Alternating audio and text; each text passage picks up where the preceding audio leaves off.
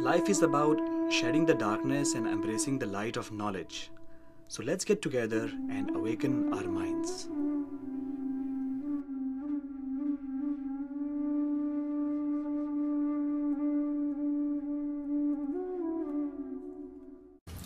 Friends, welcome to my series of videos of Awakening the Mind. My name is Dr. Akash Ahuja and I'm a psychiatrist here in Los Angeles, California. And I did my med school from Maulana Azad Medical College from New Delhi, India.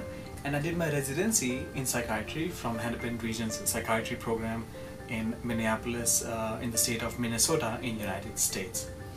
Today we are going to talk about a topic of which we all have heard about. We are going to talk about anxiety. Now tell me, we all have used the word anxiety or being anxious at one time or the other. We have heard kids talking about it, we have heard the college going children, students talking about it, teachers talking about it, professors, wives, mothers, neighbors, everybody has talked about anxiety at one time or the other. And it's such a devastating illness which sometimes we don't think about. I mean, I've known people, I have treated people who have anxiety, who cannot leave their home because they are so anxious, who cannot speak in front of people, who get panic attacks, and whose life, the social life, is so disruptive because of anxiety.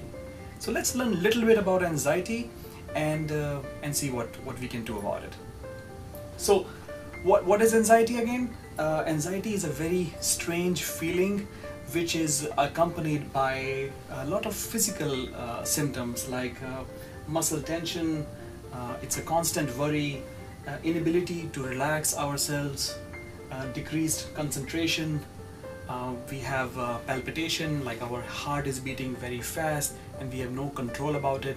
In fact, many people end up in the ER thinking that they are getting a heart attack while actually it's an anxiety attack. It's so frustrating when people go to the ER and the doctors tell them that, oh, you're fine, you have nothing, but actually it's not like they have nothing.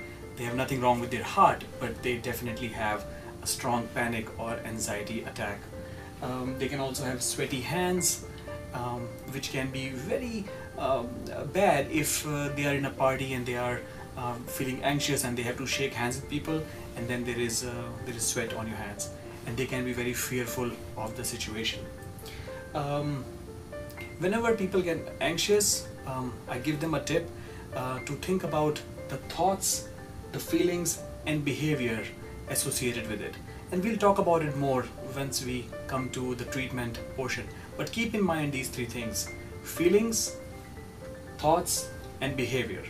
I've prepared a slideshow here which you guys will be able to see once we finish the slides.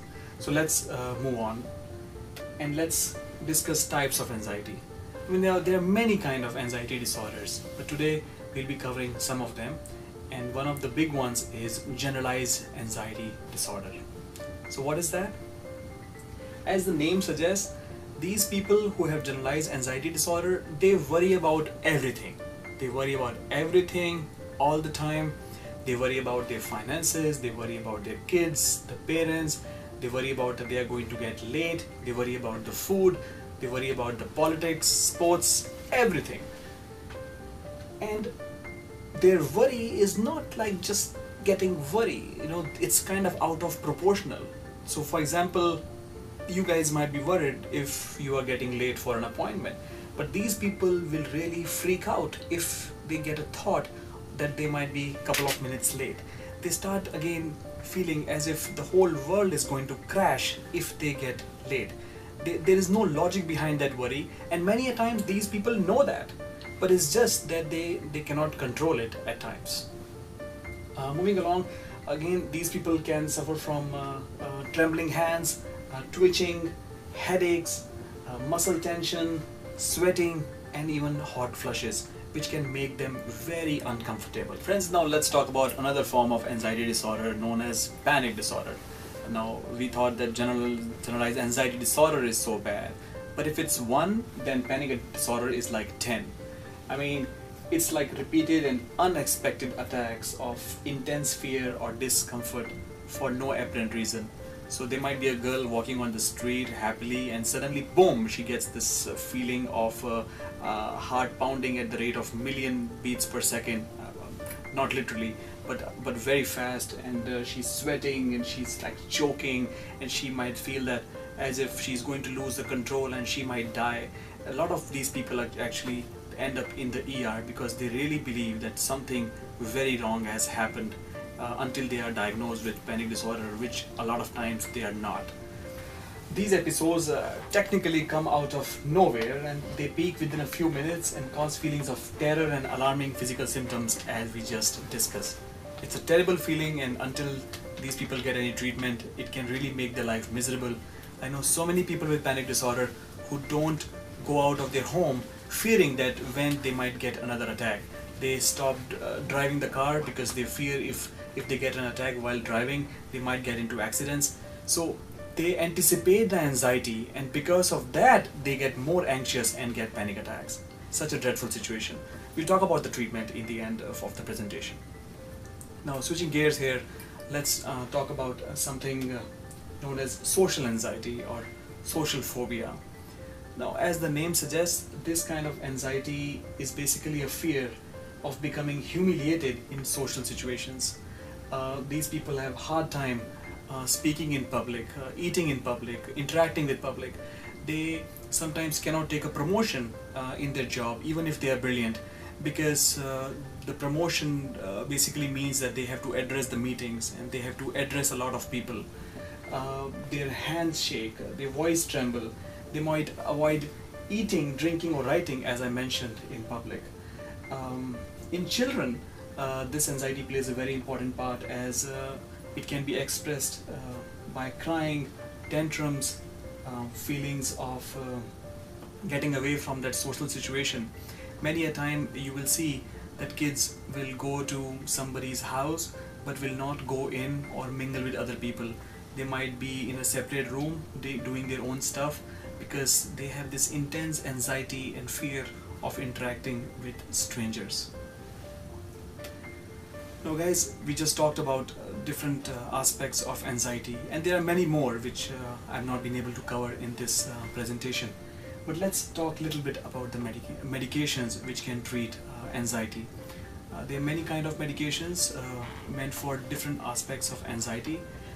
We talked about generalized anxiety disorder, and the medication of choice there can be buspirone, and a lot of antidepressant medications can also be used for anxiety. For example, fluoxetine, paroxetine, citalopram, escitalopram have been found very useful in dealing with the anxiety.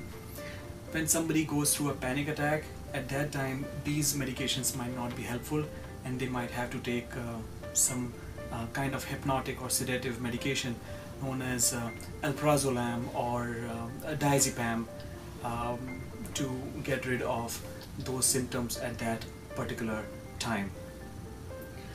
A lot of patients get a benefit from psychotherapy, which is cognitive behavior therapy. And you might remember at the start of the presentation I said keep in mind the thoughts, the feelings and the behavior. So let's discuss a little bit about cognitive behavior therapy in detail, which can really help generalized anxiety disorder, social phobia, other phobias and also panic disorder. So friends, let's talk about cognitive behavior therapy and see how it helps people who have anxiety disorders. As I mentioned, cognitive behavior therapy deals with the thoughts, behaviors and feelings associated with a particular anxiety. I'll give you an example. This is an example of a woman who loves her husband a lot, and let's say a husband comes home at 5 o'clock in the evening, and let's say it's 5 minutes past 5 and the husband is not at home. So the wife might start feeling very anxious around it. So in cognitive behavior therapy, what the therapist will do is that he will talk about, he will ask the person to write it down, like what thoughts she has if the husband is not home at 5 o'clock. And she might say the answer that she's feeling sad, she's feeling anxious, she's feeling as if maybe the husband got into an accident, maybe husband is having an affair with somebody else, and that might be the reason that he's not coming home. Maybe he got into some trouble, maybe his boss has fired him and that's why he went to the bar and maybe he's drinking alcohol. So these are the thoughts which can run through through a person's mind. Now let's discuss what kind of feelings she might be getting. She might be feeling annoyed, she might get frustrated, she might feel fearful, she might feel as if something is terribly wrong. And now what kind of behaviors can that lead to? She might freak out, she might call the police, she might call her sister, mother, be very panicky. She might call the kids and tell them that look, your dad is in trouble. She might try to call the husband's boss. And I'm exaggerating a little, but I'm just giving an example as to how a husband's coming 5 minutes late to home can trigger so much anxiety, and how these people sometimes try to cope or actually not cope with that particular feeling. So the therapist is actually going to work on those particular thoughts, feelings and behavior around anxiety. Friends, we discussed many kind of anxiety disorders today, and I just want to put emphasis that it's such a widely talked topic, but one of the least understood topics. So we have the responsibility to educate ourselves and teach ourselves that anxiety disorders are a very integral part of society, and they do occur, and accept it, and we should not prevent ourselves or our friends from getting help from a trained professional like a psychiatrist. And by doing so, we can really save our life, their life, and make it much better for the whole society. Thanks for watching this video.